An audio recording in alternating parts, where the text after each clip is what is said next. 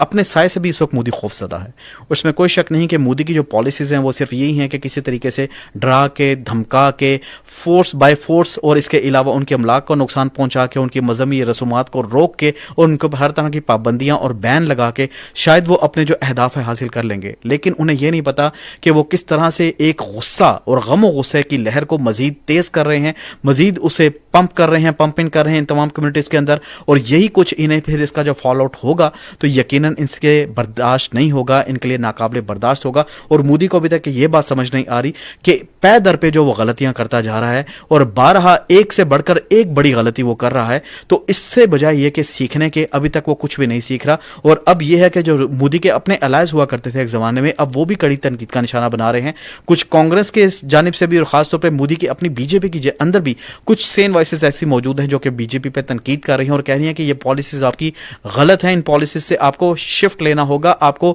واپس جانا ہوگا. لیکن مودی ایسا واپس جاتا ہمیں نظر نہیں آ رہا, اور جو کہ اس نے سوچا تھا پہلگام کا فالس بلیک آپریشن کروانے کے بعد کہ مجھے اس کے پولیٹیکل موٹیوز مل جائیں گے, حاصل ہو جائیں گے,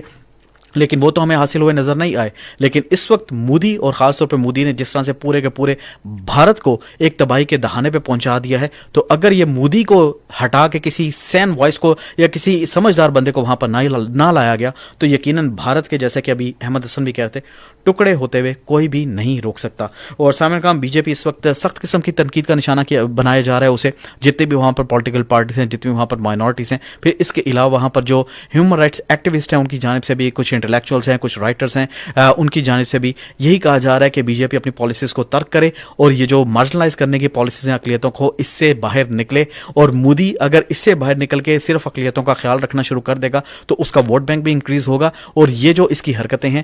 اس کی وجہ سے بھارت بھی سیف ہو جائے گا اگر یہ اپنی تمام ان اوچھے ہتھ کنڈوں کو چھوڑتا بھی ہے. اور اس کے ساتھ ساتھ سامنے جیسے ہم پہلے بات کرتے ہیں کہ شرومانی گردوارہ پربندھک کمیٹی جو ایس جی پی سی ہے اور اس کے ہربھجن سنگھ واٹکا, انہوں نے اپنی میڈیا کی کانفرنس میں یہ بات بھی کہی, اس کے آفیشیل ہیں,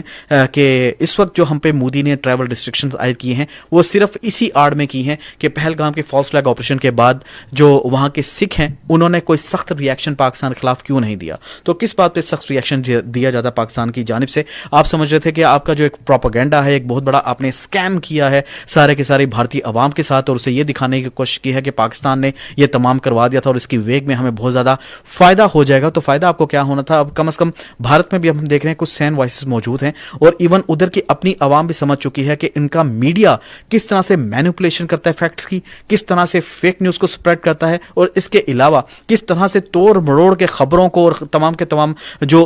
فیکچوئل چیزیں ہیں انہیں پیش کرنے کی